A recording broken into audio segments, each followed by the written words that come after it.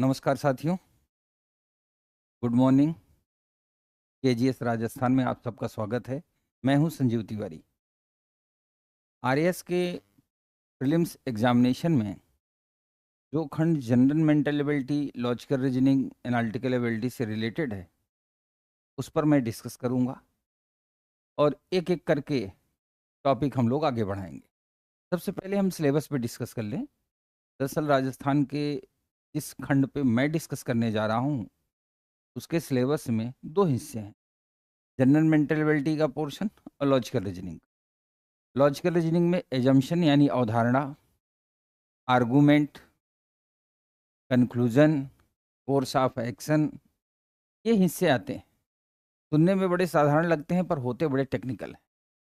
कई बार क्या होता है कि ऐसे प्रश्नों में कोई फार्मूला नहीं लगता, तो हमें ये लगता है कि जो मैं कर रहा हूँ वो सही है, लेकिन सही वो होता है जो एग्ज़ाम के अकॉर्डिंग होता है। और इसमें कुछ पोर्शन हैं, वो भी मैं आपसे डिस्कस कर दूँ। एनालिटिकल रीजनिंग का मतलब होता है हर उस बात की एनालिसिस कर लेना। कई बार राजस्थान में, चूंकि मैं काफ़ी टाइम से आरएएस में पढ़ाया भी हूँ कई इंस्टीट्यूशन में, जयपुर में, तो मुझे पता है राजस्थान का ट्रेंड। प्रीलिम्स एग्जाम में एक एक नंबर का बड़ा इंपॉर्टेंस होता है। एक दो प्रश्न भी गलत ना हो, इसकी पूरी कोशिश होनी चाहिए।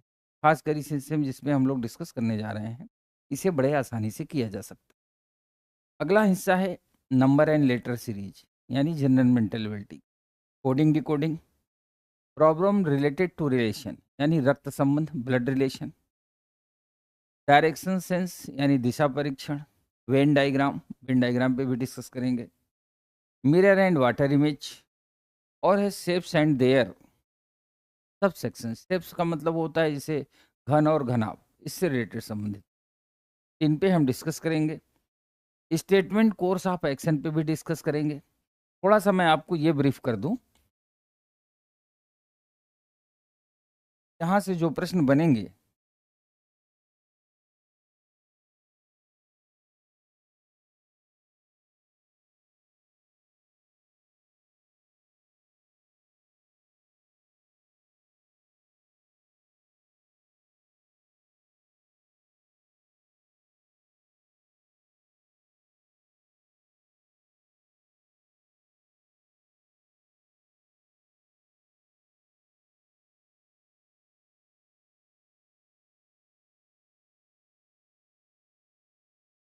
उनको हम हैंडल कैसे करेंगे।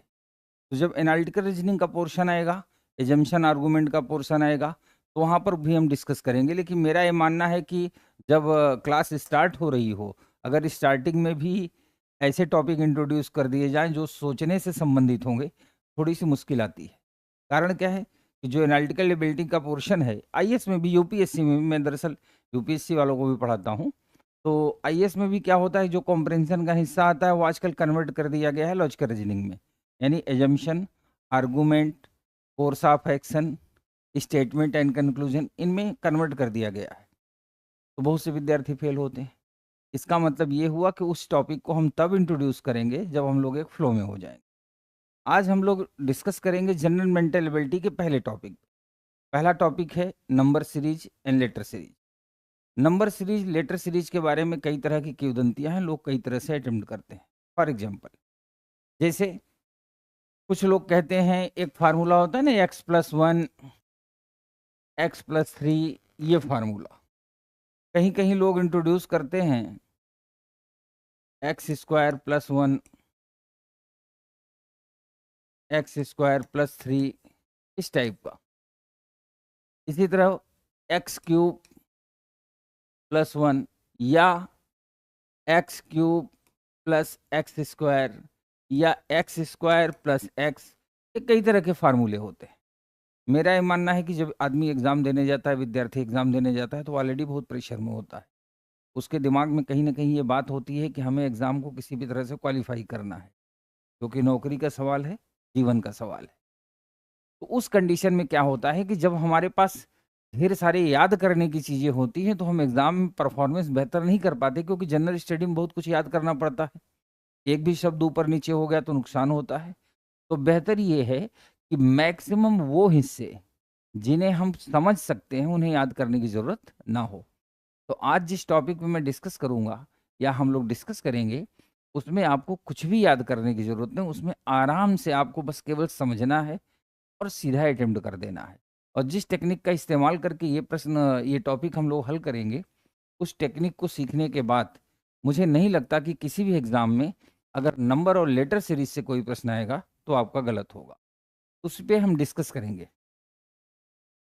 हाँ, 1-2 छोटी बातें मैं आपसे ज़रूर कहूँगा, या यूँ कहिए कि रिक्वेस्ट करूँगा कि आप आज एक व्हाइट पेपर, सफ़ेद पेपर लेकर के उसमें 2-3 काम कर लीजिएगा। एक तो ये 2 से लेके 2 से लेके 20 तक, स्क्वायर यानी वर्ग, और 2 से लेके 10 तक, 2 से लेके 10 तक क्यूब, क्यूब यानी घन, और आखिरी काम ये ABCD ये जेड तक 26 होते हैं, 26। वैसे तो इसका बहुत से तरीका होता है, एसओटी होता है और कौन-कौन क्या होता है, फार्मूला याद कराया जाता है।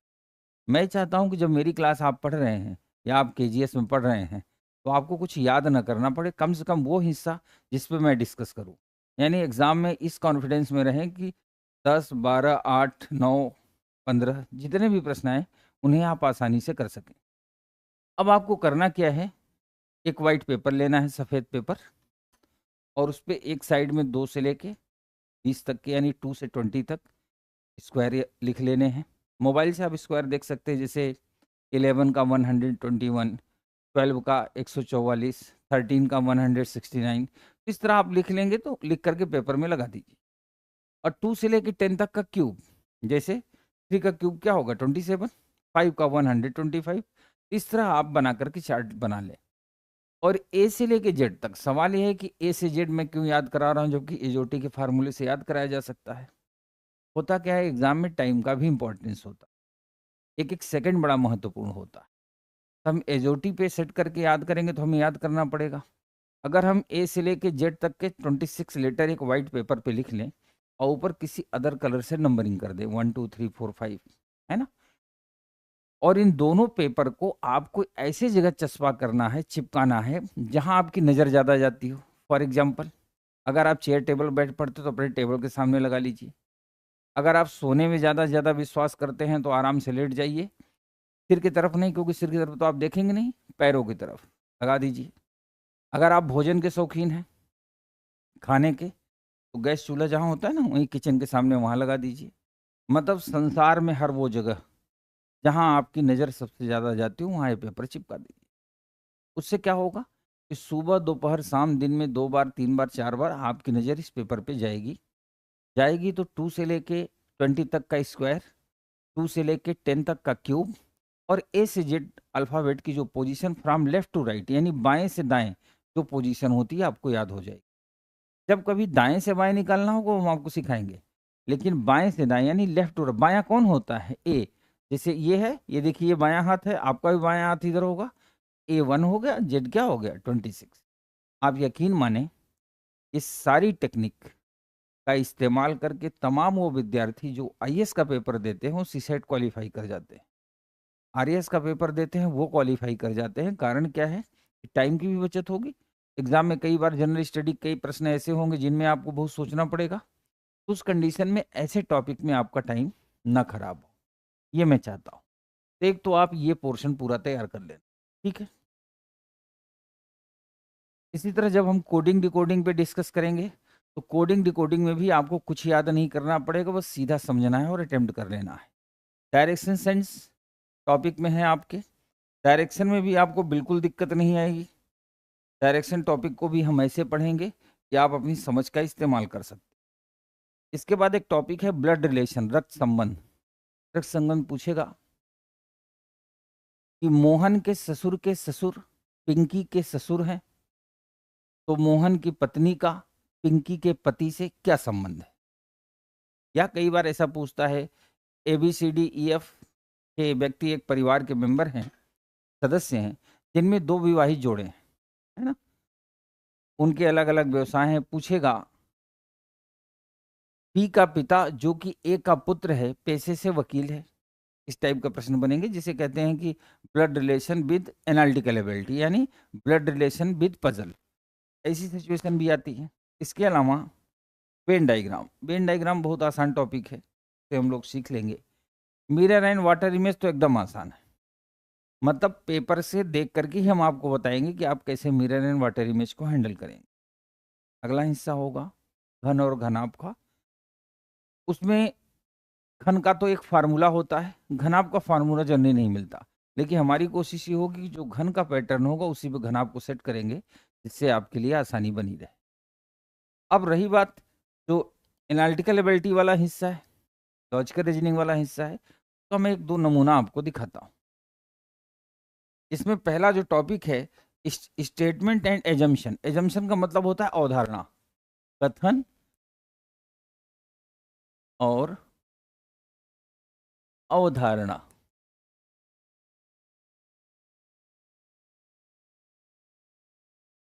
स्टेटमेंट एंड एजम्पशन, कथन और अवधारणा का मतलब क्या होता है? अवधारणा वास्तव में होती क्या है? अवधारणा की एक सीधी सी परिभाषा होती है, किसी भी तर्क का छिपा हुआ भाग क्या कहलाता है? अवधारणा। इंग्लिश में a hidden part of an argument called assumption. सवाल है कि हिडन पार्ट है, छिपा हुआ हिस्सा है, पर इसको कैसे समझें? जैसे मैं आपको एक एग्जांपल देता हूँ। जैसे आप सड़क से गुजर रहे हैं, सड़क पे कहीं लिखा हुआ है कृपया कृपया। आपने देखा हो ना कभी गली से, मोहल्ले से, स्कूल के आसपास से गुजरे, जो पीछे की बाउंड्री होती है वहाँ लाल रंग से पोत के सफ़ेद चूड़ी से लिखा होता है कृपया यहाँ गंदगी न करे। लिखा और भी बहुत कुछ रहता है, तो आपने देखा भी होगा कई बार। हम वहीं से आपको बताते हैं, कृपया यहाँ कूड़ा ना फेंके, लिखा रहता है कृपया यहाँ कूड़ा ना फेंके। उसी तरह मोहल्ले में कुछ मतलब मजाकिया टाइप के, खुराफाती टाइप के लोग जो भी होते हैं, वो क्या करते हैं? ना को मिटा देते हैं। आपने ये भी देखा होगा कई बार दीवारों पे जहाँ लिखा होता है ऐसा ना करें, वहाँ ना को लोग जो है साफ कर देते हैं, तो फिर हो जाता है कृपया यहाँ कूड़ा फेंके। ठीक है, तो कृपया यहाँ कूड़ा न फेंके, ये लाइन यहाँ लिखी हुई है। आपको मैं उदाहरण का थोड़ा सा ब्रीफिंग दे रहा हूँ, उसके बाद जब टॉपिक पढ़ेंगे तो डिटेल में पढ़ेंगे, अभी सिलेबस पे डिस्कस कर रहे हैं। कृपया यहाँ कूड़ा न फेंके। अब अभी अभी हम लोगों ने सीखा है कि किसी भी तर्क का छिपा हुआ भाग अवधारणा है। छिपा हुआ मतलब जो उसमें छिपा हो। अब इसको कैसे पता लगाते हैं ये सीख लीजिए आप। आपने दीवार में पढ़ाई लिखा हुआ है, अब आपको सोचना है कि लिखवाने वाले ने ये क्यों लिखवाया, क्यों लिखवाया। सोचिए आप, आपको ये सोचना है कि ये दीवार पे लिखा हुआ है कृपया यहाँ कूड़ा ना फेंके। अब हमें अवधारणा पता करनी है, तो आप ये सोचो कि लिखवाने वाले ने, किसी ने किसी तो लिखवाया होगा। आपके घर में तो नहीं लिखा है, मेरे घर में नहीं लिखा है, लेकिन पब्लिक प्लेस में लिखा है। तो किसी लिखवाने वाले ने इसको क्यों लिखवाया? सोचो थोड़ी देर, तो आपको एजम्पशन समझ में आएगा।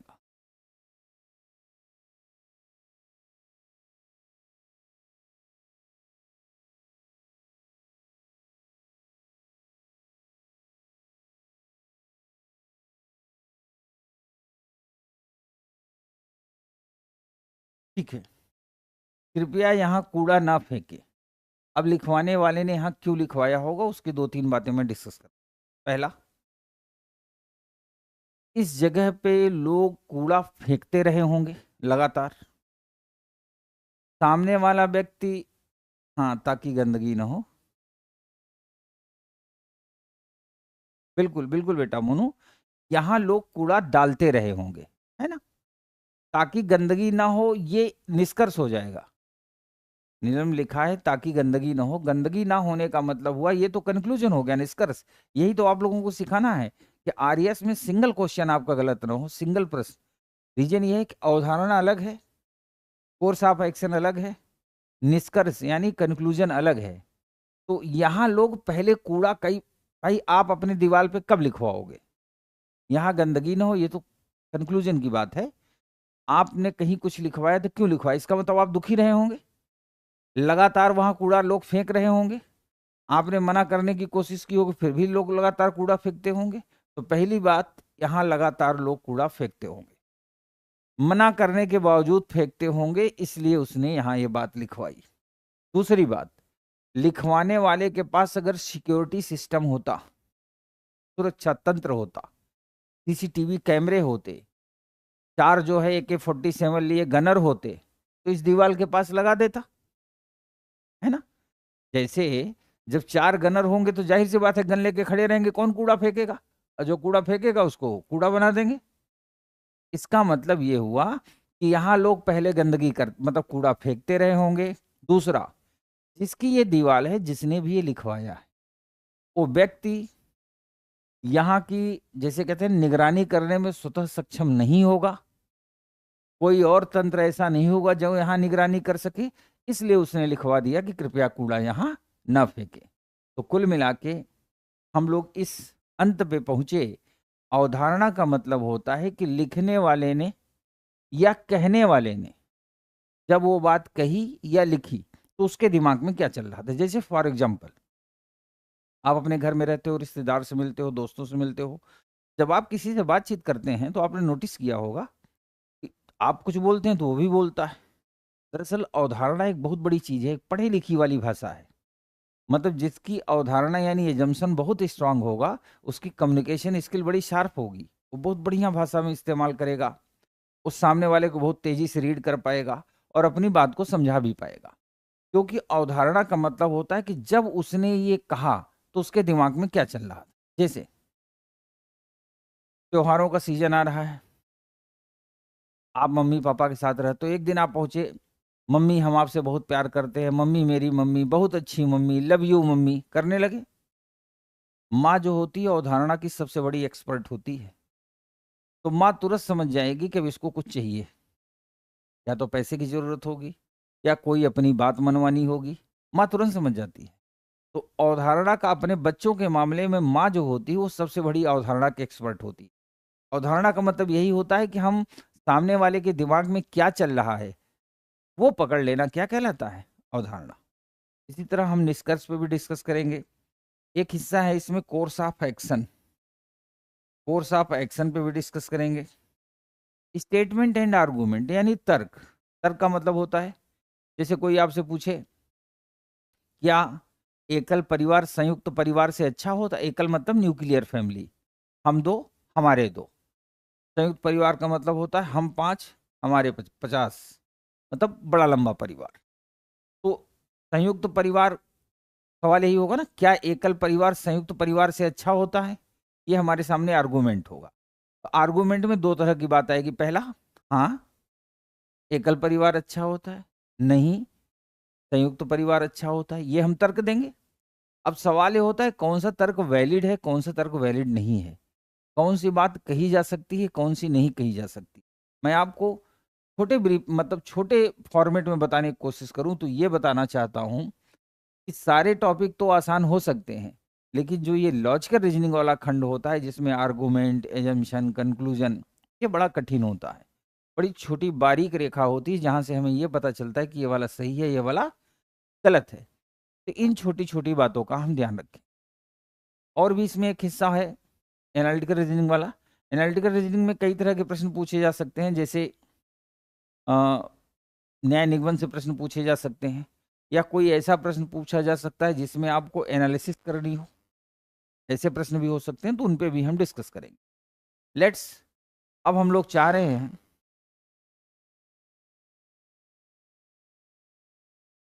ठीक है, अब हम लोग सीधा टॉपिक पे आते हैं, पहला टॉपिक शुरू करते हैं। आप भी टॉपिक का आनंद लीजिए और सीखिए। कैसे सीखेंगे, मेरी क्लास में पूरी क्लास जितने दिन चलेगी, जितने टॉपिक हमारे साथ डिस्कस होंगे, मैं आपसे वादा करता हूं कि आपको किसी टॉपिक में कुछ भी याद करने की जरूरत नहीं पड़ेगी। एक बार समझेंगे वो हम सबके लिए पर्याप्त होगा, यानी आपको किसी भी तरह से कोई दिक्कत नहीं आएगी।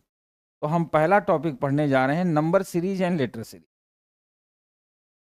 Number series and letter series पे डिस्कस करने जा रहे हैं। आपको बस करना है जो स्टार्टिंग मैंने बताया है कि आप ये सिचुएशन बना लीजिए 2 से लेके 20 तक के स्क्वायर, उसके अलावा क्यूब, ये आप तैयार कर लेंगे, ये हमारे लिए सफिशिएंट होंगे।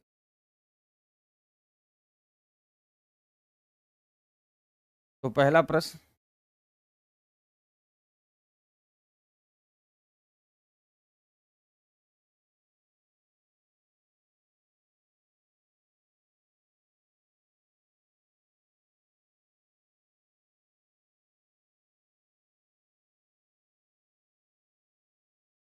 ये है प्रश्न। पहला प्रश्न एकदम आसान प्रश्न है, क्योंकि जब कोई टॉपिक शुरू करते हैं, कोई बात नहीं बेटा, जिसको रीजनिंग नहीं आता है, आप यकीन करें मेरा, जब मेरी पूरी क्लास हो जाएगी तो आप बिल्कुल एक्सपर्ट होंगे, सुपर एक्सपर्ट होंगे, एकदम निश्चिंत रहिए। रीजनिंग क्या, कुछ भी आपको आने लगेगा, बस आप सीखिए आनंद के साथ। ये पहला प्रश्न है। इसको अगर हम हिंदी में कहें तो ये क ख ग है, और इंग्लिश में कहें तो ABCD। बहुत आसान प्रश्न है, एग्जाम में नहीं आएगा इतना आसान, कठिन वाला आएगा, बट बेसिक हम यहाँ से शुरुआत करते हैं। मैं आपको ये बताने की कोशिश कर रहा हूँ कि आपको किसी फार्मूला को याद करने की जरूरत नहीं, सिर्फ समझ का इस्तेमाल करना। हाँ, टॉपिक है नंबर सीरीज।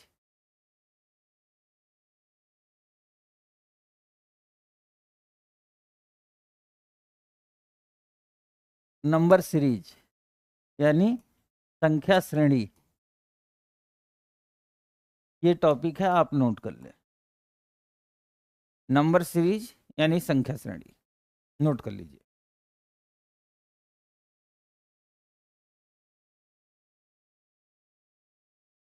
ठीक है। अब मान लो कि किसी एग्जाम में मैं भी अपीयर होता हूं और ये प्रश्न आ गया, तो हम क्या सोचेंगे और कैसे सोचेंगे, ये इंपॉर्टेंट है हमारे लिए। जब भी कभी सीरीज आए किसी एग्जाम में, एक नज़र आप इससे पे ले जाए तेजी से। अगर आप तेजी से नज़र ले जाएंगे तो आप क्या पाएंगे, इसमें संख्याएं 1 2 3 4 5, 5 नंबर दिए हैं, फिर यहाँ पे क्वेश्चन मार्क है, पहली चीज।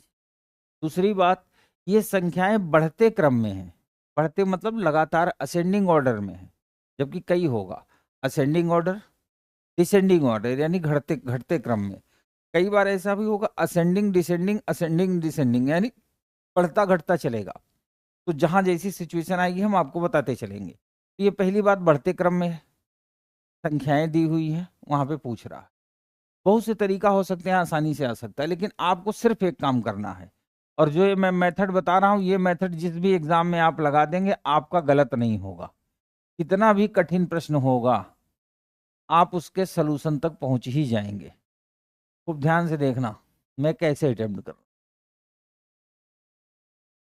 संख्याओं का अंतर, डिफरेंस बिटवीन नंबर्स, आपको ये देखना है।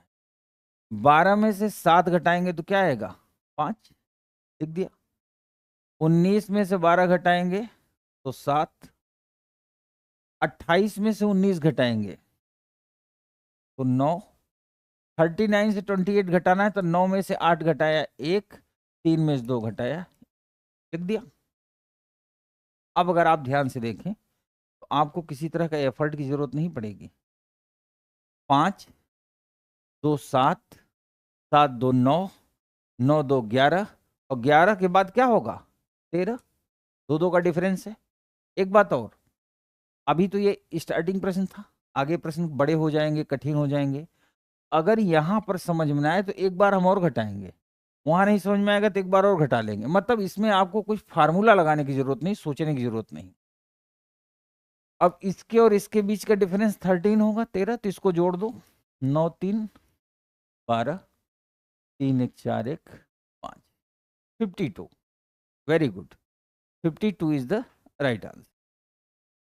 नोट कर लीजिए।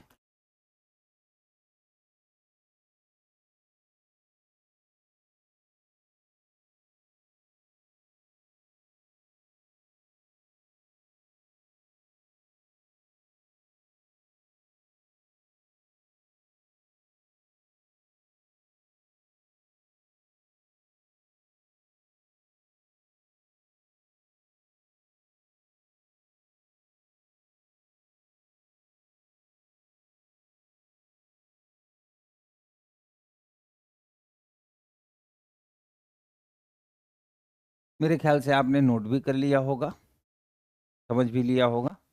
इसके अगले प्रश्नों पे चलते हैं।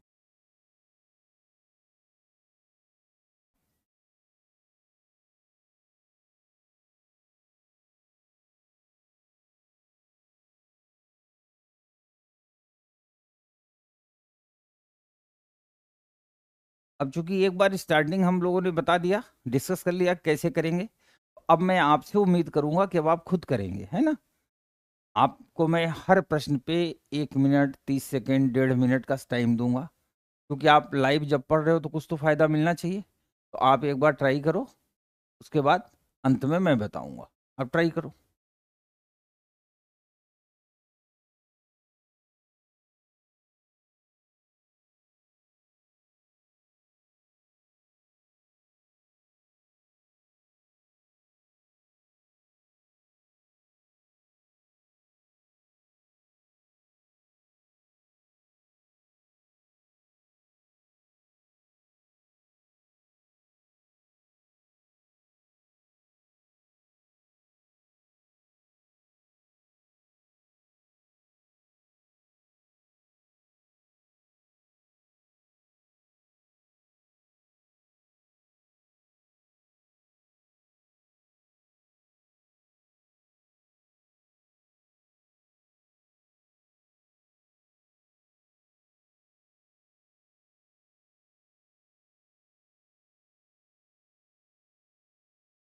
बहुत अच्छे। इधर देखो बेटा, सबसे पहले हम सीरीज पे नजर ले जाएंगे। ये जो बार बार मैं रिपीट करूंगा इस पे ध्यान दीजिएगा। सबसे पहले हम सीरीज पे नजर ले जाएंगे। तो हमने देखा कि ये सीरीज जो है 5-6 नंबर दिए हुए हैं, लास्ट में क्वेश्चन मार्क है, ये बढ़ते क्रम में इंक्रीजिंग ऑर्डर में है। अब हम इनका डिफरेंस निकाल लेंगे। 8 में से 2 घटाया 6, 10, 12 में से 8 घटाया 4, 2 में से 1 घटाया 1, 14, 10 में से 2 घटाया 8, 4 में से 3 घटाया 1, 18। अब अगर घर में जो छोटा सा बच्चा होगा ना, छोटा सा, वो भी ये समझ जाएगा। 6 4 10, 10 4 14, 14 4 18 और 18 4 22। अब इसको इसमें जोड़ देंगे तो ये आ जाएगा 2 और 5 2 7, 72। 72 इज द, बहुत बढ़िया, सब क्या आ रहे हैं, अच्छी बात है। आगे बढ़ते हैं।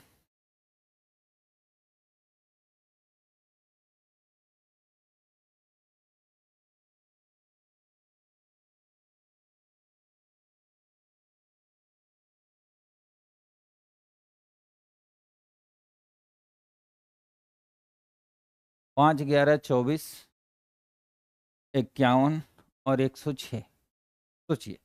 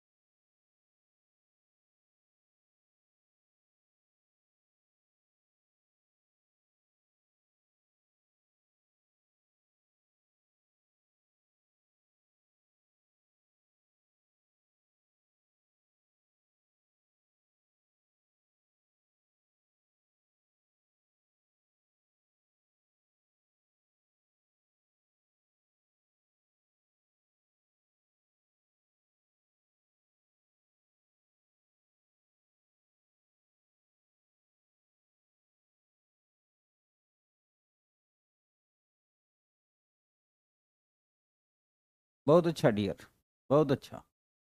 श्याम चौधरी, महीनागर, केजीएस यूजर, नीलम, बहुत अच्छा, बहुत अच्छा बेटा। एफर्ट ऐसे ही करना है। देखो मेरी बात सुनो, जब हम किसी चीज़ की शुरुआत करते हैं तो फर्स्ट स्टेप से ही करते हैं। मकान भी बनाते हैं तो पहले फाउंडेशन न्यू बनाते हैं या पिलर बनाते हैं, उसकी फाउंडेशन बनाते हैं। तो जब भी किसी कंपटीशन की प्रिपरेशन आप करें, मुझे पढ़ाते हुए लगभग 2011 से पढ़ा रहा हूँ, 2024 चल रहा है, इतने टाइम गुजर गए। मेरे पढ़ाए हुए बहुत से स्टूडेंट अलग अलग स्टेट में, अलग अलग कैडर में, या आईपीएस हैं, आईएएस हैं, बहुत से आरएएस में भी, राजस्थान में भी हैं।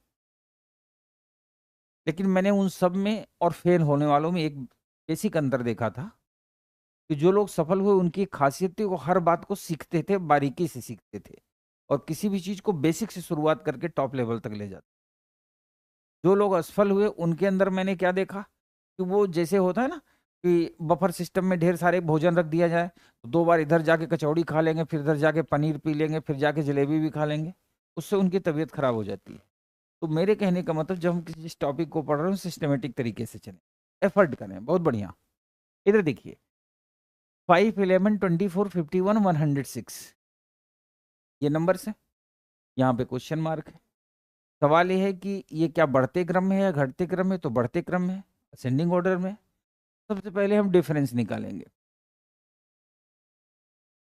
वैसे बिना डिफरेंस के भी मुंहजबानी कर सकते हो। आप में से बहुत से लोग जो देख रहे हैं या जो बाद में देखेंगे, उनको लगेगा बिना डिफरेंस के भी किया जा सकता था। 5 दूनी 10, 1 11, 11 दूना 22, 2 24, 24 दूना 48, 3 51 किया जा सकता था। लेकिन इतना आसान हो सकता है एग्जाम में ना है, थोड़ा टेक्निकल कर दे। लेकिन जिस पैटर्न से हम लोग सीख रहे हैं माइनस करने से, सब्सट्रैक्ट करके, वो बिल्कुल ब्रह्मास्त्र है, ब्रह्मोस मिसाइल। चलाएंगे तो निशाने पे लगेगा ही लगेगा। तो हम ऐसा चीज पढ़ें जो हर जगह काम आए। तो माइनस कर दें। 4 में से 1 घटाया 3, 2 में से 1 घटाया 1, 11 में से 4 घटाया 7, 4 में से 2 27, 6 में से 1 घटाया 5, 10 में से 5 घटाया 5, ये बना दिया। अब चलो मान लो कि हमें ये नहीं पता कि 5 दूनी 10, 1 11, 11 दूना 22, 2 24, 24 दूना 48, 3 51, 51 दूना 102, 4 106। मान लिया मुझे नहीं समझ में आ रहा, क्योंकि प्रश्न तो एग्जाम में किसी से पूछ के नहीं आएगा ना, वो टफ से टफ हो सकता है।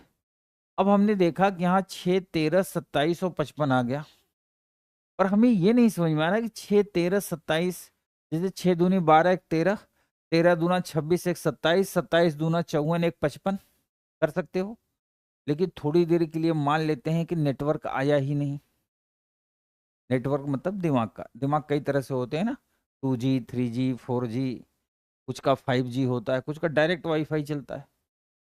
कई बच्चे ऐसे होते हैं जिनका नेटवर्क ही नहीं होता।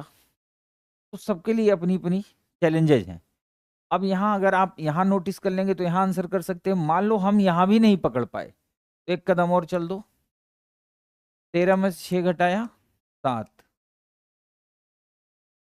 7 में से 3 घटाया 4, 2 में से 1 घटाया 1, 15 में से 7 घटाया 8, 4 में से 2 घटाया 2। अब मुझे नहीं लगता कि यहां तक करने के बाद अब संसार में किसी को कोई दिक्कत होगी। 7 दूनी 14, 14 दूना 28, तो 28 दूना, अब 28 का पहाड़ा नहीं आता तो कोई बात नहीं, 2 का गुणा कर दो, 2 अट्ठे 16, 2 दूनी 4, 1 5। चलो इसको इसको जोड़ो, 6 5 11, 5 5 10 1 11, 111 आया। अब इसको इसमें जोड़ो, 6 1 7, 1 1 1 217। यानी अगर आप यहाँ पैटर्न नहीं भी पकड़ पाते तो भी अब आपका आंसर आएगा ही आएगा। किसी एग्जाम में प्रश्न को देख के आप नहीं सोच पा रहे हो तो भी आपका आंसर आएगा ही आएगा। बस आपको डिफरेंस वाला मेथड लगाना है। और नहीं तो जैसे बहुत तेजी होगी तो ऊपर भी आंसर आ सकता था। 5 दूनी 10, 1 11, 11 दूना 22, 2 24, 24 दूना 48, 3 51, 51 दूना 102 और 4 106, 106 दूना 212 और 5 217। वहां नहीं आता तो यहां भी आ सकता था। 6 दूनी 12, 1 13, 13 दूना 26, 1 27, 27 दूना 54, 1 55। मान लो यहां भी नहीं समझ में आया, यहाँ आ गया। फाइनली हमारा उद्देश्य ये होना चाहिए कि एग्ज़ाम में हमारा आंसर सही है और हमारा सिलेक्शन हो। फाइनली उद्देश्य तो यही है, बाबा बनना तो उद्देश्य है नहीं। तो ज़ाहिर-सी बात है, हम आखिरी समय तक कोशिश करेंगे, जहाँ पे आ जाएगा वहीं से अटेम्प्ट कर लेंगे। ठीक है? मेरे ख्याल से आपने नोट भी कर लिया होगा। अगला प्रश्न लिखते हैं।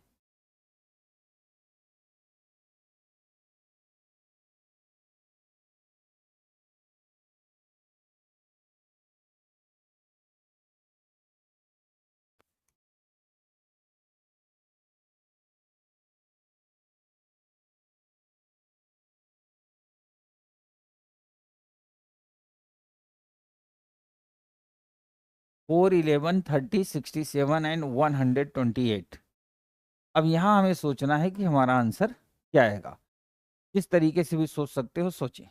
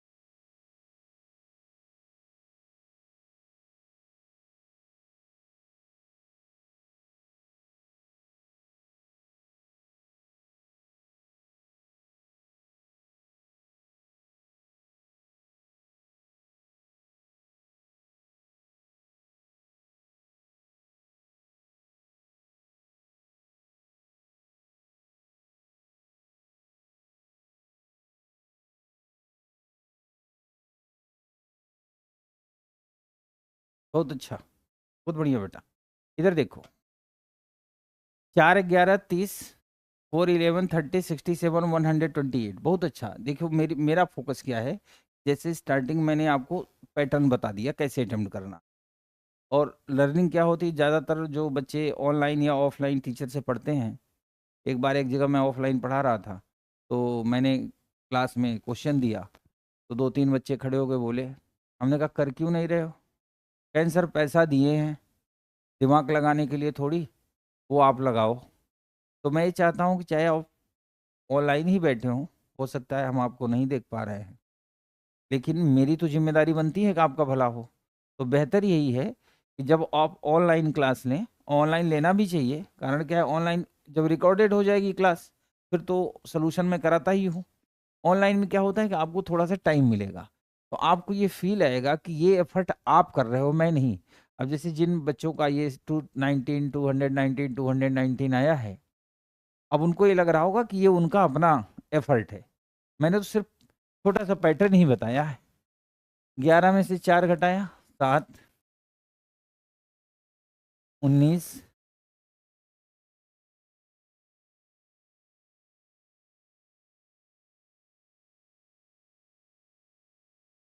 ये बना दिया। अब हमें 7 19 37 61 से कोई पैटर्न नहीं समझ में आया, तो एक बार और गए।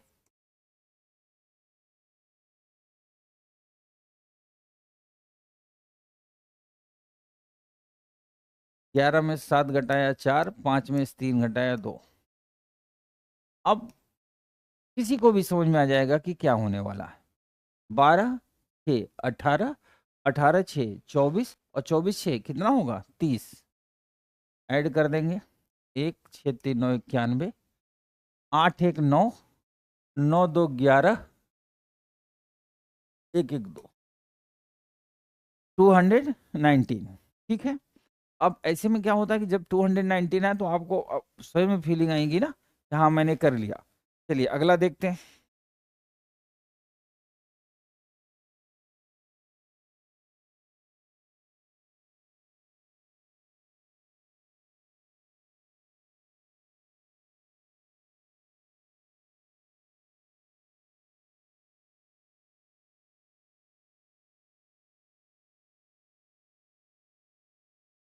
आशा करता हूं कि आप इसे भी अटेम्प्ट कर लेंगे। उम्मीद करता हूं आप इसे भी अटेम्प्ट कर लेंगे। कोशिश करिए, थोड़ी सी कोशिश करिए, नहीं आएगा तो मैं तो बताऊंगा ही। और एक बात और, अगर मान लिया आपको लगता है एक तरह से आप घटाने वाले से कर ले रहे हैं आ रहा है, या किसी और तरीके से कर ले रहा आ रहा है, तो आप ट्राई करते रहिए, जिससे आपको याद ना करना पड़े। कोशिश करिए, फिर इसको भी बताता हूं मैं।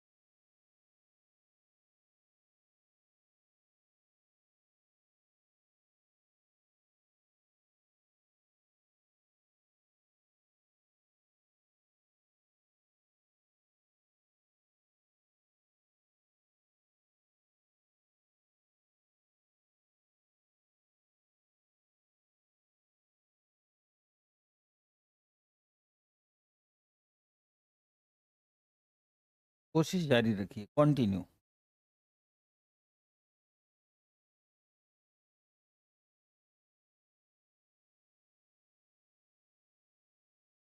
बहुत अच्छा। 3, 10, 31, 80 एंड 171। 7 आया, 1 -1 2,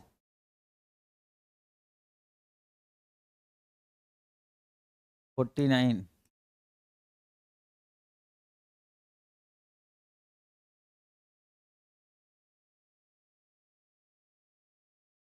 ये हमने बना दिया, ठीक है, सब्सट्रैक्ट कर दिया। अब यहाँ पे हमें पैटर्न नहीं समझ में आया तो हमने एक बार और घटाया, 9 में से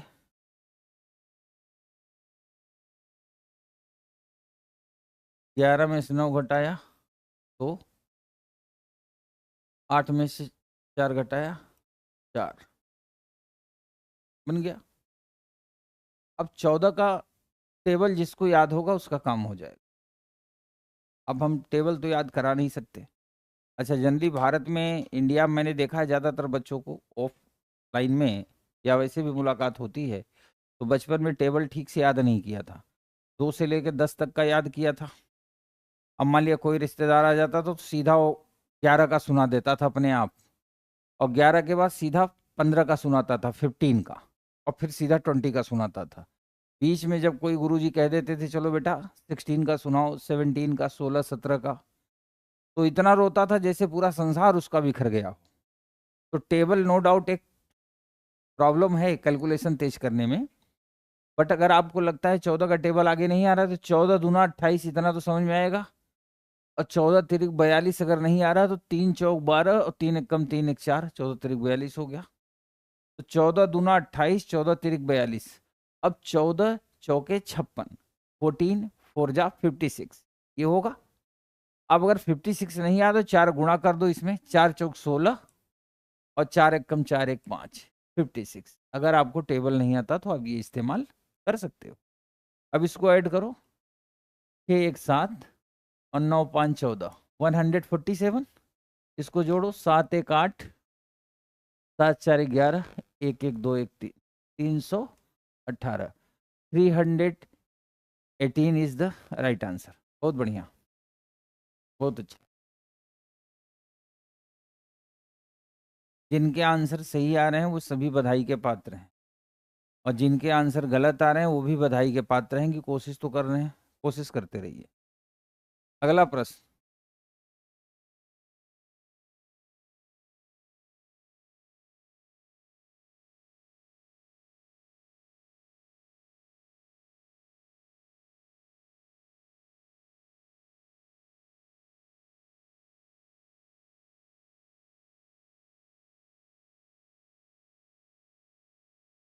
ये है हमारा अगला प्रश्न। 2, 12, 36, 80, 150, 252, नेक्स्ट क्या होगा?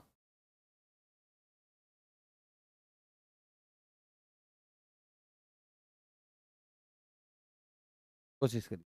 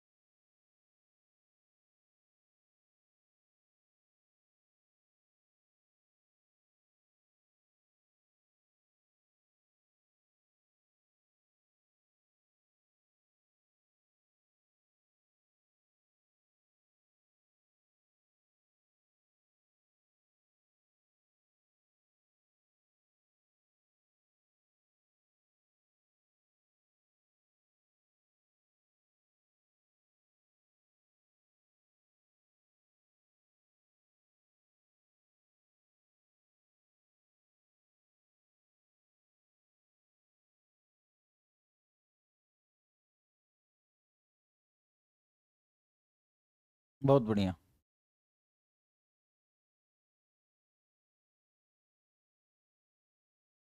अब देखिए, इसे भी हम कई तरीके से अटेम्प्ट कर सकते हैं। ऐसा नहीं है कि इसमें सिर्फ सब्सट्रैक्ट करके ही फार्मूला चलेगा, कोई भी तरीका लगा सकते हैं।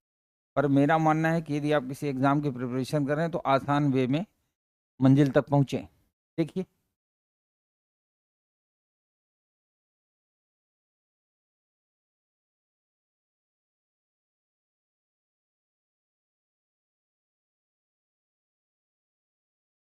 फोर्टी फोर, जीरो,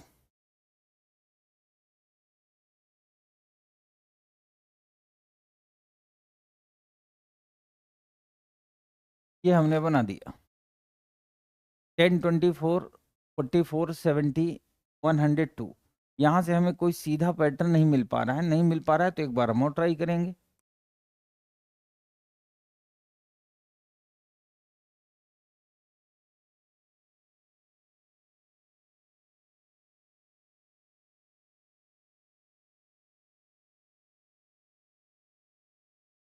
बस सेट बन गया। 14 का डिफरेंस, 14 6 20, 20 6 26 और 26 6 32, यानी 6 का डिफरेंस हो रहा है। तो 32 में 6 ऐड करेंगे तो कितना, 32 6 38। ये जोड़ दिया तो ये हो गया 140। यहाँ जोड़ेंगे तो 2 5 4 9 और 2 1 3, 392। ठीक है, एकदम आसानी से आ गया।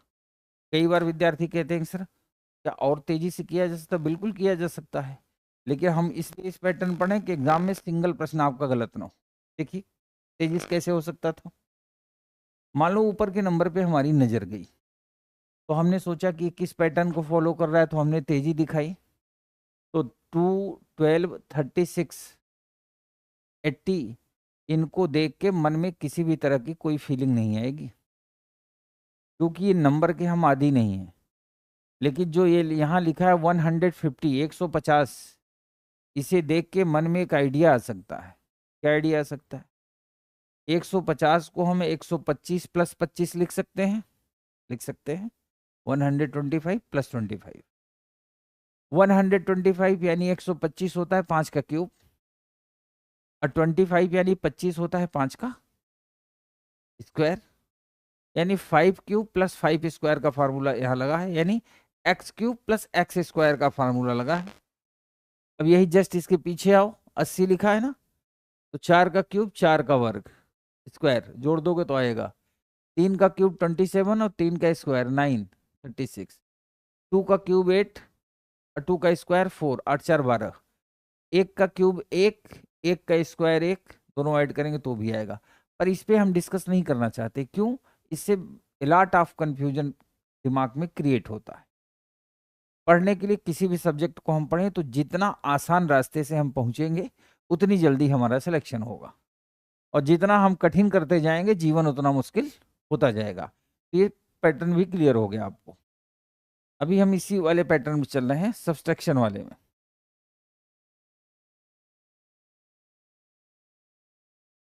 एक और,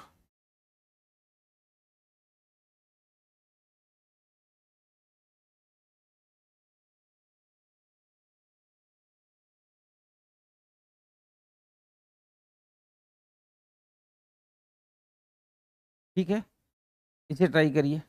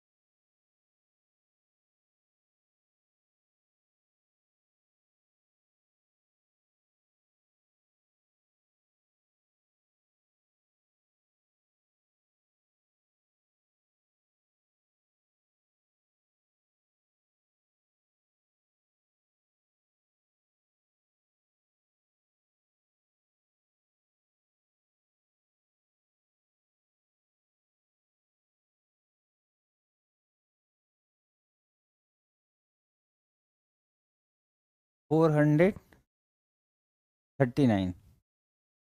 चलिए देखते हैं। 7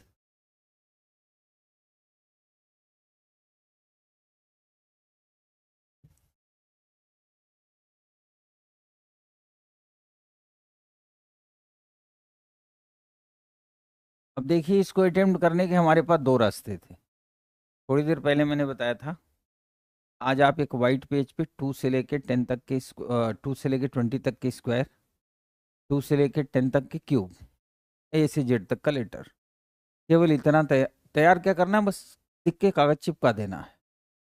2-4 बार देखेंगे, अपने आप याद हो जाए। जिनको याद होगा उन्हें एक बात समझ में आएगी। ये 7 है, इसको देख के मन में कुछ नहीं आएगा।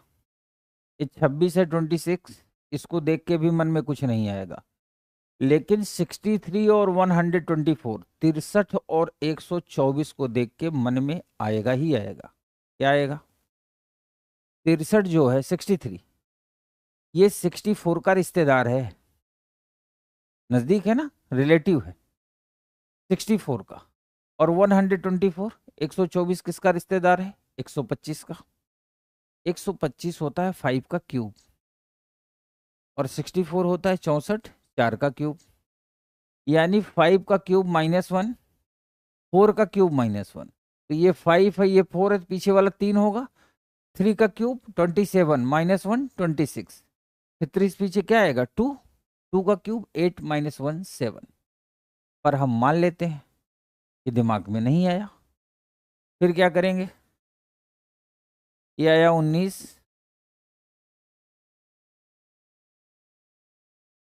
37, 61, ये आ गया। अब यहाँ भी कोई 19 दूना 38, एक कम 37, 37 दूना 74, फिर 61 आएगा नहीं, तो एक बार और करेंगे। 17 में से 9 8 17, 18 आ गया। 11 में 7 घटाया 4, 5 में 3 घटाया 24। ये देखिए 18 6 24, 24 6 30, 91, 4 1 5, 9 2 11, 1 1 2, 215 जोड़ देंगे। 5 2 7, 2 1 3 और 2 2, 437। यानी आप दोनों तरीकों का इस्तेमाल करके आंसर तक पहुंच सकते। ठीक है, बहुत बढ़िया।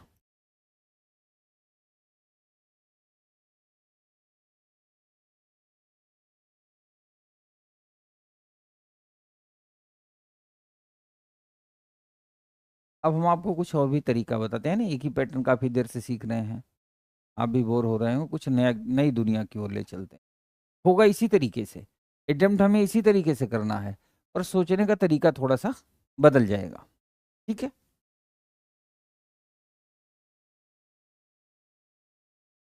वैसे आप लोगों को एक छोटी सी बात और बता दूं, लगभग 1 घंटे क्लास हो गई चलते हुए। कई बार ऑनलाइन ऑफलाइन में डिफरेंस ये होता है कि ऑफलाइन में जो क्लास बच्चे मेरी क्लास लेते हैं, उन्हें क्या होता है कि बोथ साइड मतलब कन्वर्सेशन चलता है। तो मुझे भी लगता है जब क्लास में विद्यार्थी के ऊपर प्रेशर बहुत पड़ने लगे, है ना, प्रेशर पे क्या होता है, जैसे काफ़ी देर से पढ़ रहे हो तो दिमाग जो है बिल्कुल कंजेस्टेड होने लगता है। जैसे कुकर होता है ना, कुकर, कुकर में दाल रख दिया, बंद करके गैस पे रख दिया, और लगातार भाप बन रहा होता है, स्टीम। अगर उनमें से सीटी बज के स्टीम बाहर ना निकले तो कुकर फट जाएगा, और कुकर को चढ़ाने वाला भी फट जाएगा। तो होता क्या है कि जब हम पढ़ते रहते हैं, कंटिन्यू पढ़ते रहते हैं, कई बार दिमाग पे बड़ा प्रेशर आता है। तो प्रेशर नहीं लेना चाहिए, चीज़ों को आनंद में लेना चाहिए। जैसे कई बार आपने नोटिस किया होगा, जो ये हम नंबर सीरीज लेटर सीरीज पढ़ रहे हैं, इसके बहुत से प्रश्न ऐसे होते हैं जो सोशल मीडिया पे तैरते रहते हैं। आप पढ़ रहे हैं, कभी आपको भी मिला होगा, नहीं मिला होगा तो आगे कोई ना कोई बताएगा ही। तो सोशल मीडिया पे नंबर सीरीज लेटर सीरीज के बहुत से प्रश्न ऐसे तैरते रहते हैं, पूरे ऑल ओवर इंडिया में घूमते रहते हैं। मध्य प्रदेश, राजस्थान, उत्तर प्रदेश, बिहार, दिल्ली, ऐसे घूमते रहते हैं। तो कई बार ऐसे प्रश्न भी आपके सामने आएंगे कि जो जैसे कोई कहेगा ना कि इसको हल करके दिखाओ तो जाने, तो आपको परेशान नहीं होना, क्योंकि किसी भी एग्जाम में, प्रतियोगी परीक्षा में जो कोई प्रश्न पूछा जाएगा वो लॉजिकल होगा, हवा हवाई नहीं होगा। जैसे मैं खुद एक छोटी सी घटना बताऊं आपको, 2011 में जब सीसेट आया यूपीएससी में, खासकर आईएएस में, तो मैंने पढ़ाना शुरू किया, बहुत बड़े संस्थान में पढ़ाता रहा। तो उस टाइम में राजस्थान में भी बहुत भीड़ होती थी, तो मैं एक जगह पढ़ाने गया, तो एक बच्चे ने मेरे से एक सवाल पूछा। सवाल था 1 2 3 4 5 और क्वेश्चन मार्क, ये प्रश्न था। एक एग्जाम्पल है, मतलब इस तरह के बहुत से प्रश्न सोशल मीडिया पे आएंगे जो आपके सामने रखे दिए जाएंगे, आप उन्हें बार बार हल करेंगे, पर वो किसी पैटर्न को फॉलो ही नहीं करते, और जब पैटर्न को फॉलो ही नहीं करेंगे तो आपका आंसर नहीं आएगा, तो आप नेगेटिविटी में चले जाएंगे। आपको ये लगेगा ना कि जब मेरा आंसर ही नहीं आ रहा है तो क्या ही होगा मेरे जीवन में, है ना।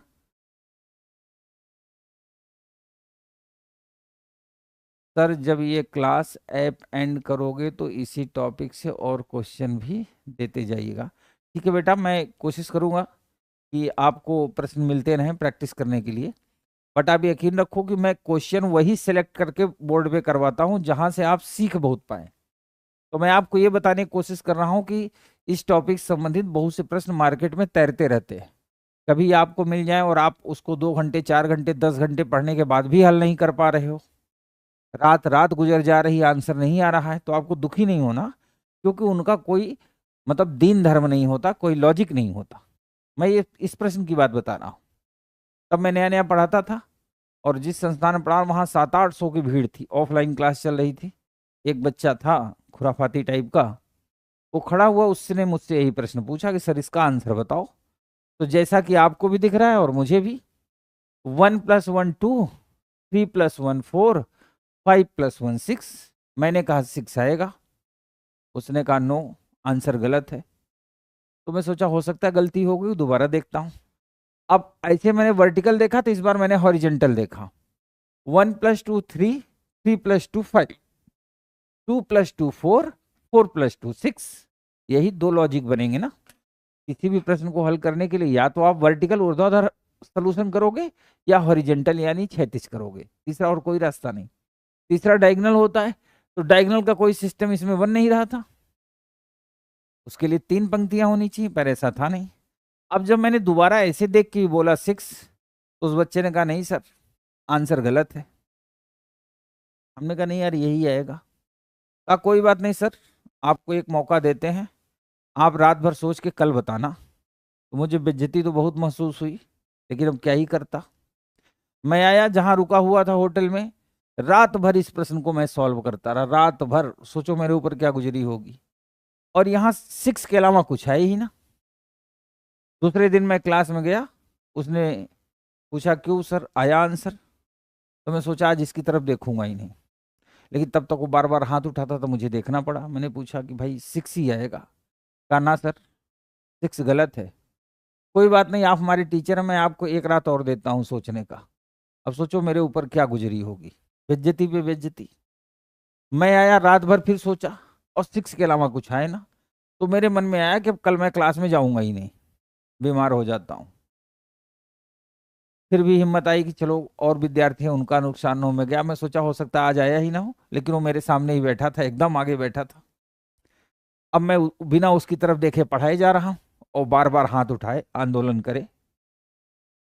लास्ट में खड़ा हो गया, कहा सर आपने आंसर सोचा उसका। तो मैंने सोचा कि जब इस तरह की कठिनाई परिस्थितियां आ जाए तो तुरंत हाथ जोड़ लेना चाहिए। मैंने हाथ जोड़ लिया, हमका भाई मुझे क्षमा करो, मुझे इसका आंसर नहीं आ रहा। कहा सर इट्स टू सिंपल, बहुत आसान है, मैं बताऊं। हमका बताओ, अब देखना। कहा सर गाड़ी होती है ना, गाड़ी का गियर ऐसे होता है, ऐसे गाड़ी गियर होता है ना, पहला गियर, दूसरा गियर, तीसरा गियर, चौथा गियर, ये 5वां गियर है, ये है रिवर्स गियर, यहाँ आएगा आर। अब सोचो जिस समय वो ये बोला, मुझे इतना क्रोध आया, इतना गुस्सा आया कि बताइए इसका लॉजिक से क्या लेना देना। पर है इस तरह के प्रश्न आते हैं, ऐसे बहुत से होंगे जिनमें जोड़ेंगे, इवन नंबर ऑड नंबर से रिलेटेड होते वो नहीं आएंगे। तो कुल मिला के मैंने आपको 2 कारण से ये बात बताई। एक तो आप ये जाने कि इस तरह के प्रश्न भी मार्केट में मिलते हैं, बहुत से विद्यार्थी आपके सामने ले आएंगे, तो आप उनसे हताश और निराश न होना।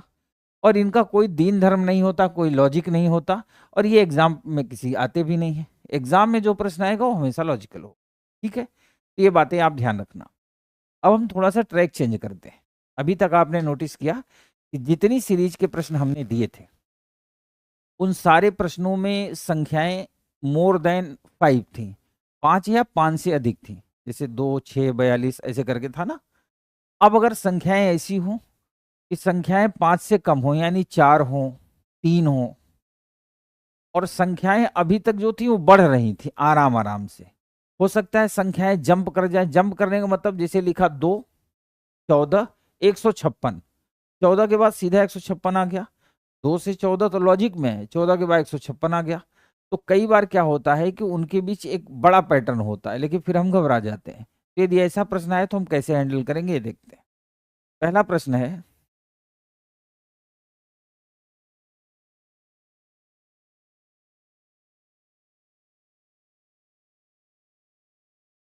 ये है हमारे सामने पहला प्रश्न, 5, 16, 51, 158, ये है हमारा प्रश्न। अब देखिए, पहले एक प्रश्न मैं करवाता हूं।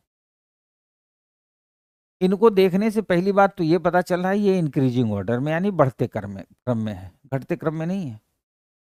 दूसरी बात, बढ़ते क्रम के साथ साथ 5, 16, 51, 5, 16, 51, तो एक तो साधारण परिवेश के सीधे साधे शरीफ लोग लग रहे हैं।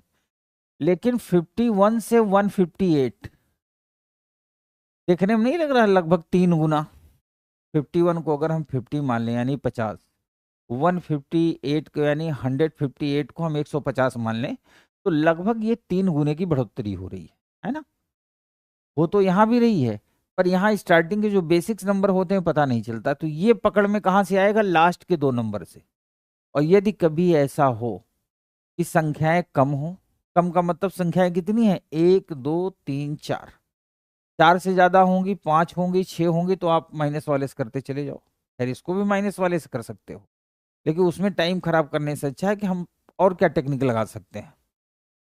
संख्याएं 4 हो या 4 से कम हो, और आखिरी 2 संख्याओं में बढ़ोतरी जो होती है वो हाइपर हो गई, अतिशयोक्तपूर्ण हो गई हो, एकाएक बढ़ रही हो।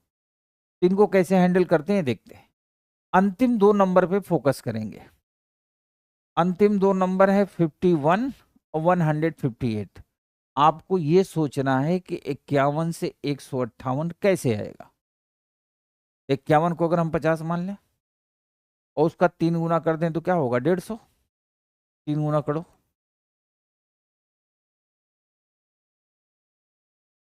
3 एक कम 3, 3 पचे 15, कितना हो गया, 153, 153। अब आप ये सोचो, और ऐसा नहीं है कि हर एक में 3 ही का गुना करना है, आप 4, 5, 6 चाहे जो करो। मतलब आपको एक ऐसा सिस्टम बनाना है कि 51 से 150 कैसे आएगा। मतलब किसी एग्जाम में ऐसा प्रश्न है तो उसका कोई लॉजिक नहीं है, आपको ये सोचना है कि कैसे आएगा, इसके लिए आपको एफर्ट करना है। तो 51 में 3 का गुणा किया, 153, 153 आया। लेकिन 158 नहीं आया। 153, 158 में कितने का अंतर है, 5 का, 5 का डिफरेंस है ना। तो आप चुपचाप यहाँ 5 जोड़ दो, आ गया 158। अब आप कहोगे क्या सर सब में 5 जोड़ना है, ऐसा कुछ नहीं है, इसका कोई धर्म नहीं है। 1, 2, 3, 4, 5 हो सकता है, या सब में 1 ऐड हो, या सब में 5 ऐड हो, या ये घटते क्रम में हो या बढ़ते क्रम में हो, या इवन ओड नंबर में, यानी सम संख्या विषम संख्या। फिलहाल यहाँ हमने 5 जोड़ दिया, 158 आ गया। अब 3 गुना किया, 3 गुना के बाद जो नंबर है उसमें 5 जोड़ा, 158 आया। अब हम यही देखेंगे कि इनके बीच क्या लॉजिक है। तो 16 में 3 का गुणा किया, 16 तिया 48, 16 दूना 32, तिया 48, 48 आया। 48 आया, लेकिन 51 नहीं आया। 48 से 51 कब आएगा, जब हम 3 जोड़ेंगे आएगा बेटा, चिंता ना करो। 48, 3, 51। अभी देखना थोड़ी देर में आप एक्सपर्ट हो जाओगे ना। माइनस वाले में क्या होता है, अगर ये संख्याएं कम हो गई तो फिर माइनस करना थोड़ा आपके लिए कठिन होगा। तो ये केवल 2 पैटर्न, तीसरा पैटर्न बताऊंगा ही नहीं। एक तो वो था, देखिए कि जब संख्याएं कम हो तो आखिरी 2 अंकों पे फोकस करो। 51 आ गया। अब इन दोनों पे फोकस करो कि ये 5 से 16 कब आएगा। 5 में 3 का गुणा किया 15 और 1 जोड़ दिया तो क्या आ गया 16। अब आप देखिए आपको एक पैटर्न मिल गया। 5 में 3 का गुणा किया, जितना आया उसमें 1 जोड़ा तो 16 आ गया। 16 में 3 का गुणा किया फिर 3 जोड़ा तो 51 आ गया। यानी 1 जोड़ा फिर 3 जोड़ा, फिर 51 में 3 से गुणा किया 153 आया, 5 जोड़ा 158 आया। तो जो आप ऐड कर रहे हो ना, ये क्या है, विषम संख्या है, ऑड नंबर है, 1 3 5। अब 1 3 5 के बाद अगला क्या होगा, 7 7 होगा, लेकिन गुणा 3 का ही करना है। तो 158 में हम 3 का गुणा करेंगे तो 3 8 24, 3 पे 15 2 17, 3 कम 3 1 4, 474 आया, 474। अब इसमें 1 3 5 ऐड किए थे, अब क्या ऐड करेंगे 7, तो कितना आ गया 481, 481। ठीक है।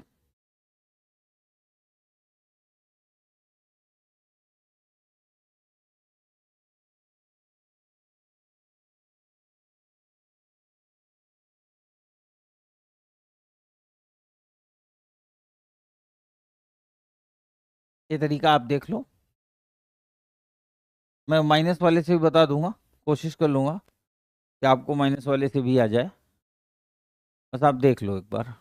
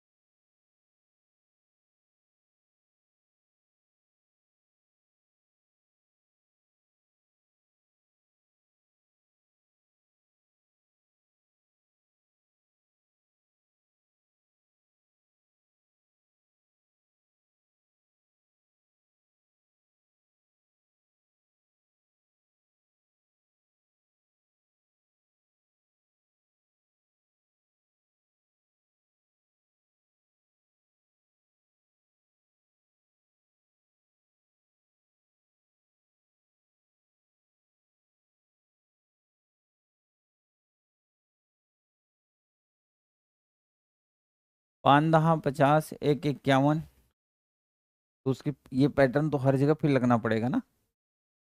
चलिए एक बार रिपीट कर दीजिए, ठीक है, मैं एक बार रिपीट कर रहा हूँ, इधर देखिए। 1 2 3 4 नंबर कितने हैं, 4। अभी तक इसके पहले जितने भी आपने माइनस वाले किए थे, माइनस करते जाओगे नीचे पैटर्न मिलता है ना, उसी पे आप आगे फॉलो करते हो। जब यहाँ नंबर 4 हैं और लास्ट के नंबर में बढ़ोतरी बहुत हो गई हो, यानी 3 गुना 4 गुना 5 गुना हो गया हो, तभी ये पैटर्न लगाना है। तो कुछ नहीं करना, अंतिम 2 नंबर पे फोकस करना है, अंतिम 2 नंबर पे। अंतिम 2 यही है 51 158। आपको ये सोचना है कि 51 से 58 कैसे आएगा, वो जैसे भी आ रहा हो आप सोच लो। सोचने के बाद जो पैटर्न आपको मिले वही पैटर्न आपको लगाना है कि 16 से 51 कैसे आया, फिर वही पैटर्न लगाना है कि 5 से 16 कैसे आया। तो हमने 51 से 58 के लिए 51 में 3 का गुणा किया, 3 का गुणा कोई धर्म नहीं है, ये लाने का तरीका है। गुणा किया 153 आया, 5 जोड़ा 158 हो गया। ठीक है। इसी तरह 16 में 3 का गुणा किया 48 है, 48 में 3 जोड़ा 51 आ गया। 5 में 3 का गुणा किया 15, 1 जोड़ा 16 आ गया। तो 3 गुना सब में कर रहे हैं, फिर 1 जोड़ रहे हैं, 3 जोड़ रहे हैं, 5 जोड़ रहे हैं। तो अगली संख्या लाने के लिए क्या करेंगे, 158 में 3 का गुणा करेंगे, और 3 का गुणा करने के बाद जितना आएगा उसमें क्या जोड़ेंगे, 7 जोड़ेंगे, आ गया आंसर। और अगर आप ऐसा नहीं भी करना चाहते हो, वैसे मेरे हिसाब से आपको करना ऐसे ही चाहिए, लेकिन अगर आप नहीं भी करना चाहते हो तो मैं दूसरा रास्ता आपको बता देता हूँ। ये देखिए, घटाओ 11, 11 में 6 घटाएंगे 5, 4 में से 1 घटाया 3, 35, 8 में से 1 घटाया 7, 15 में से 5 घटाया 10, 107 आ गया। इसको ऐसे बना दो। अब देखिए 11 और 35 के बीच क्या लॉजिक निकल रहा है। 11 में 3 का गुणा करेंगे 11 3 जा 33 प्लस 2 35, 35 तिहाई है, 35 इंटू 3 होता है 105 प्लस 2 107। अब इसी तरह 107 तिहाई करके 2 जोड़ दो जो तो आ जाएगा। अगर आप ऐसा भी नहीं करना चाहते हो तो 5 में से 1 घटाया 4, 3 में से 1 घटाया 2, 24, 7 में से 5 घटाया 2, 10 में से 3 घटाया 7। अब तो क्लियर हो गया होगा। 24 दूना 48 तिया 72। मैंने क्यों कहा था कि संख्या छोटी होगी तो हम ये फार्मूला नहीं लगाते, जबकि यहाँ क्योंकि यहाँ 24 और 72 आ गया। अब 24 और 72 के बीच हम क्या लॉजिक निकालेंगे, माइनस से या मल्टीप्लाई करके, फंस जाएंगे। लेकिन फिर भी अगर आप इसको लोगे तो 24 दूना 48 तिया 72, 3 चौक 12, 3 दूनी 6 एक 7, यानी 3 का गुणा तो करना ही पड़ेगा। अब 72 में 3 का गुणा कर दो, 3 दूनी 6, 3 सत 21, कितना आ गया 216। अब 216 को इसमें जोड़ो, 7 6 13, 1 1 2 और 2 1 3, 323 आ गया। इसको जोड़ो, 8 3 11, 5 2 7 1 8, 3 2 3 1 4, 481 फिर भी आ गया। मेरे कहने का मतलब यह है कि प्रश्न को देख के उलझना नहीं है। एक सिंपल तरीका, आप माइनस से भी कर सकते हो और ऐसे भी कर सकते हो। चलिए मैं आपको एक प्रश्न और देता हूं।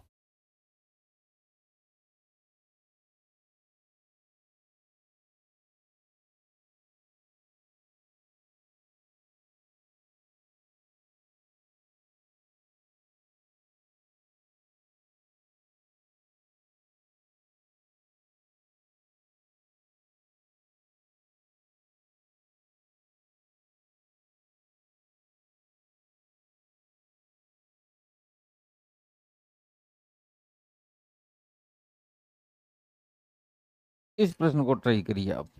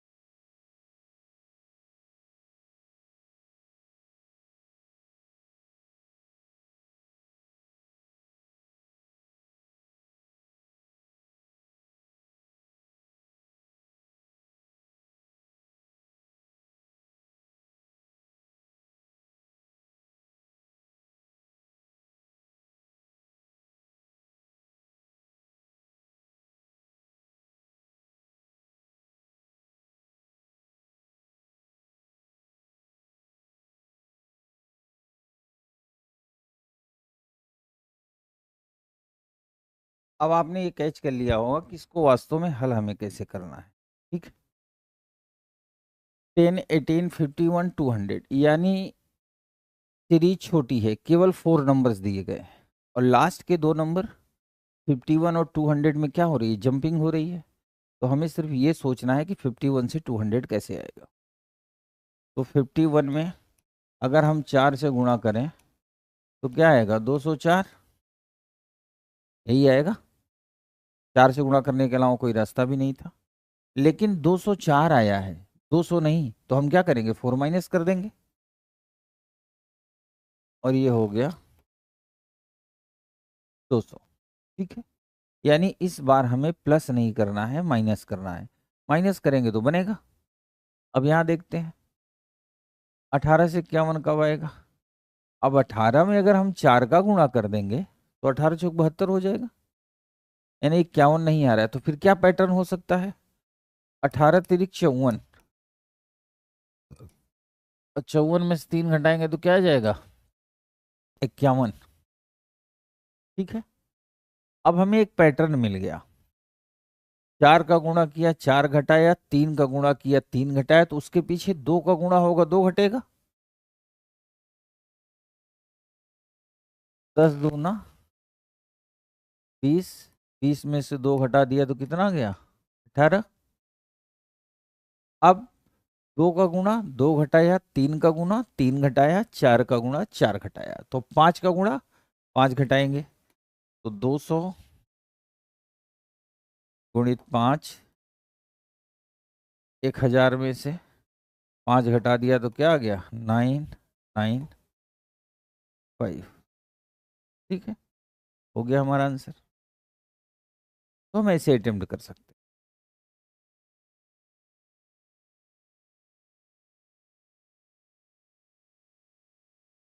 कुछ और प्रश्न भी कर लेते हैं जिस टाइप के एग्जाम में प्रश्न पूछे जाते हैं।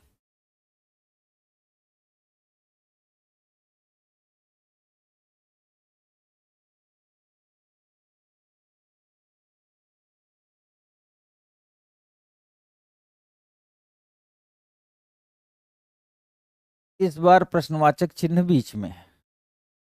यदि ऐसा कभी किसी एग्जाम में आ जाए तो आप माइनस पैटर्न भी लगा सकते हैं, तो भी आएगा। पर यहाँ पे माइनस लगाने की जरूरत नहीं, क्योंकि हमें साफ साफ दिख रहा है कि all are related to the squares. जैसे ये 4 का स्क्वायर है, ये 6 का स्क्वायर है, ये 2 का स्क्वायर है, ये वाला 10 का स्क्वायर है। अब बताइए, कोई भी आदमी बता सकता है, 2 का स्क्वायर 2 में 2 जोड़ा, 4 का स्क्वायर 4 में 2 जोड़ा, 6 का स्क्वायर, और वहां है 10 का, तो बीच में क्या आएगा, 8 का स्क्वायर, और ये क्या हो जाएगा, 64, 64।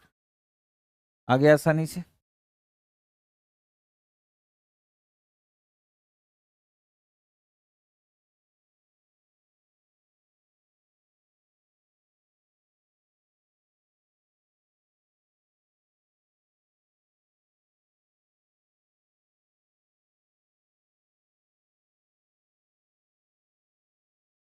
एक और देखते हैं।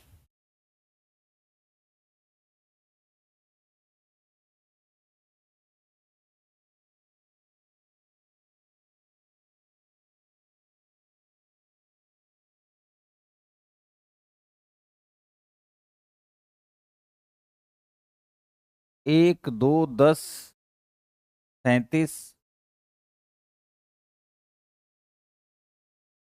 101, क्वेश्चन मार्क। इसे आप ट्राई करो थोड़ी देर, फिर मैं ट्राई करता हूँ।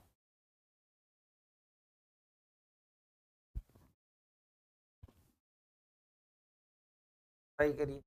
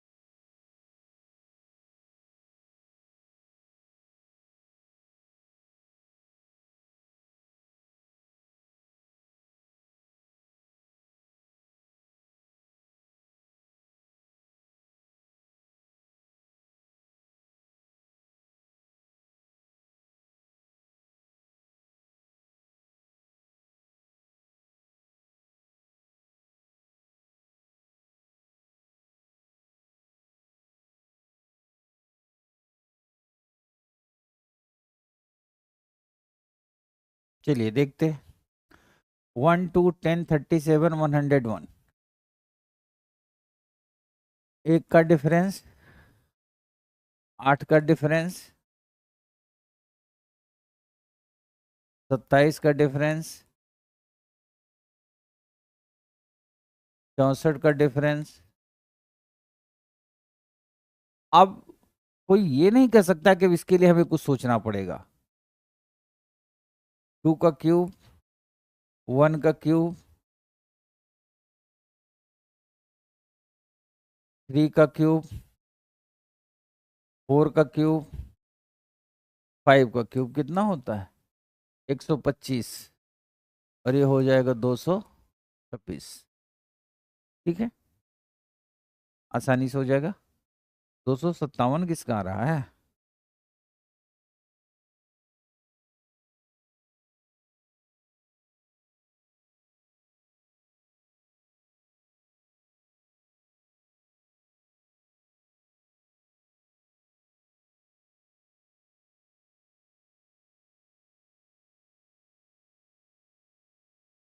इसको सोचिए। 2 3 10 15 26, सोचिए इसका क्या होगा।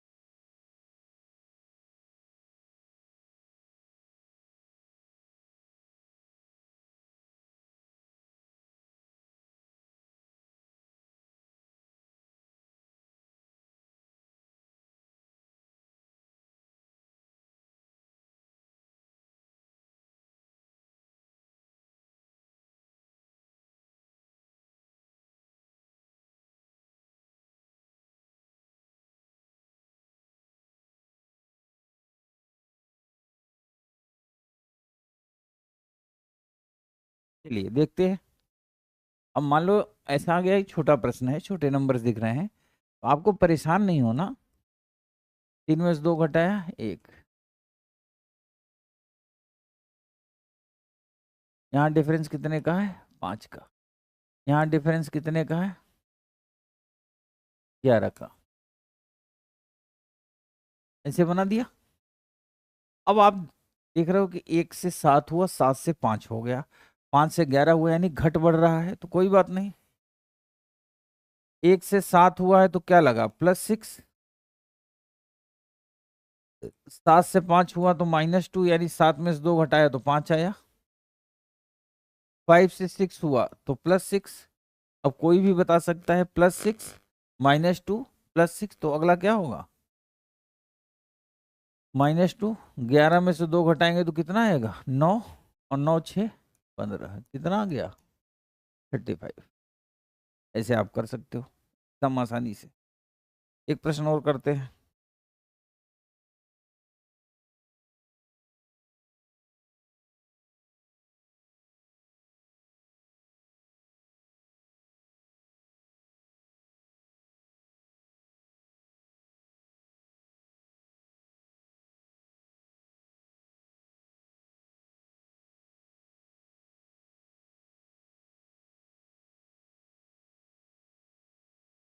ये है क्वेश्चन मार्क।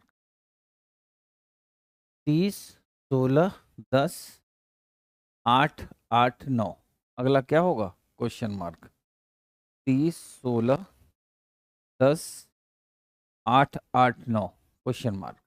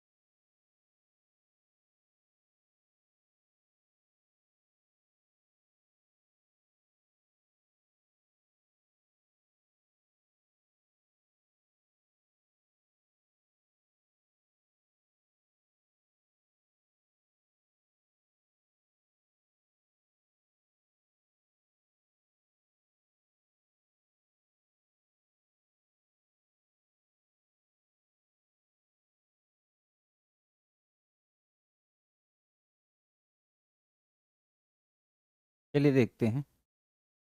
आपने इतनी देर के प्रश्नों में एक चीज नोटिस किया होगा, ये पहला प्रश्न है, इसमें पहले घट रहा है 30 से 16, 16 से 10, 10 to 8।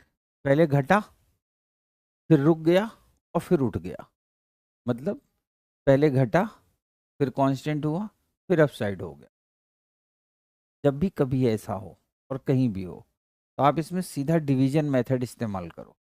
डिवीजन का मतलब होता है भाग देना, और जैसे ही डिवीजन मेथड इस्तेमाल करेंगे आएगा 30 में 2 से भाग दिया 15 आया, 15 में 1 जोड़ दो कितना आ गया 16। अब 16 से 10 कैसे आएगा, 16 में 2 से भाग दिया 8, 8 में 2 जोड़ा आ गया, फिर 10 में 2 से भाग दो 5, 1 जोड़ा है 2 जोड़ा, आप क्या जोड़ेंगे 3, तो कितना हो गया 8। अब 8 से 8 कैसे आएगा, 8 में 2 से भाग दिया आया 4, 4 में 4 जोड़ा कितना आ गया 8। अब 8 में 2 से भाग दिया 4, अब कितना जोड़ेंगे 5, ये आ गया 9। अब 9 में फिर 2 का भाग देंगे तो आया 4.5, और इसमें कितना जोड़ेंगे 6, 6 4 10, 10.5। ये हमारा क्या हो गया, ठीक है, नोट कर लीजिए 10.5।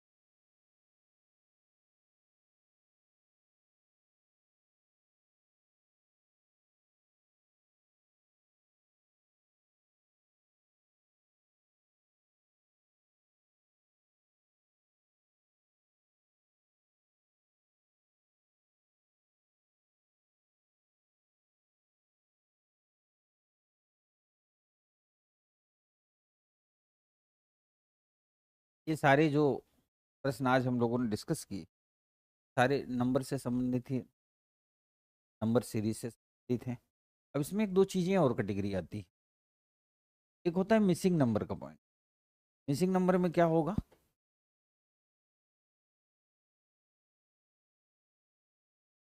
ऐसे खंबे बने होते हैं है ना,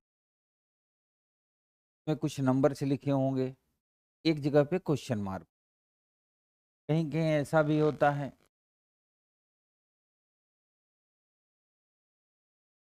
ये वाली सीन है ना, इसमें भी किसी पॉइंट पे क्वेश्चन मार्क होगा। ये प्रश्न भी आते हैं, तो हम लोग कल डिस्कस करेंगे क्लास में। और कल की क्लास में चूंकि आज इंट्रोडक्शन भी था, पहली क्लास थी, कल की क्लास में हम दो टॉपिक पे डिस्कस करेंगे। एक तो इन टाइप से क्वेश्चन कर लेंगे जो मिसिंग नंबर है, नंबर सीरीज से रिलेटेड है, लेटर सीरीज। और टाइम मिला तो कल हम कोडिंग डिकोडिंग भी स्टार्ट करेंगे। बट आपको कोडिंग डिकोडिंग के लिए दो काम करने हैं, और नंबर्स के लिए आज जाके 2 से लेके 20 तक, 2 से लेके 20 तक के स्क्वायर यानी वर्ग, 2 से लेके 10 तक यानी 2 से 10 क्यूब अर्थात घन, और ए से जेड लेटर लिखना है, लेटर के ऊपर किसी अदर कलर से नंबरिंग कर देनी है, और बस उसको आज रात मतलब आज पूरा दिन, रात सोने से कल सुबह उठने तक आपको बस उसे बार बार देखना है और दिमाग में एनालिसिस करने की कोशिश करनी है। और स्पीड इतनी अच्छी है कि अगर कोई कहे पी तो पी का मतलब 16, कोई कहे 21, 21, 20 मतलब यू, तो मतलब नंबर और लेटर एक दूसरे के परिपूरक हो जाने चाहिए। अब कल जब इस पे हम पढ़ेंगे तो इस पे भी हम पढ़ेंगे कि हम ऐसे सोचें कि ऐसे सोचें कि ऐसे सोचें, इनमें सोचें तो कहाँ से सोचें, इस पॉइंट्स पे भी हम डिस्कस करें। प्लस आपको ये रखना है कि जैसे कोडिंग डिकोडिंग होता है ना, इजोटी लोग याद करते के ओ टी वाई, में इजोटी पे नहीं जाना, हमें लेटर की पूरी सिम्बलिंग याद रखनी है।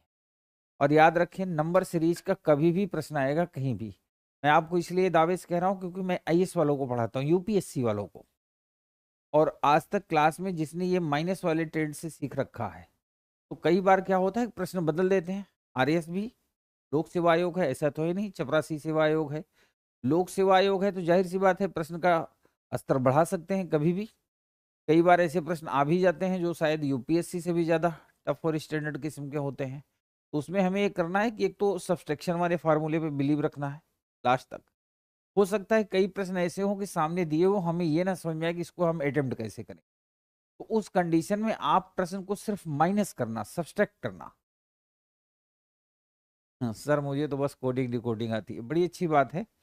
कोडिंग डिकोडिंग आती है तो कोडिंग डिकोडिंग जितना आपको आती है ना उससे भी ज़्यादा आने लगेगी जब ये स्टार्ट होगा। और आशा करता हूँ, विश्वास करता हूँ कि आज आपने क्लास में सीखा होगा। पहले दिन क्लास में जब जनरली मिलते हैं ऑफलाइन होता है तो लोग अपने आप कनेक्ट हो जाते हैं, ऑनलाइन में कई बार उनको थोड़ा सा प्रॉब्लम आती है।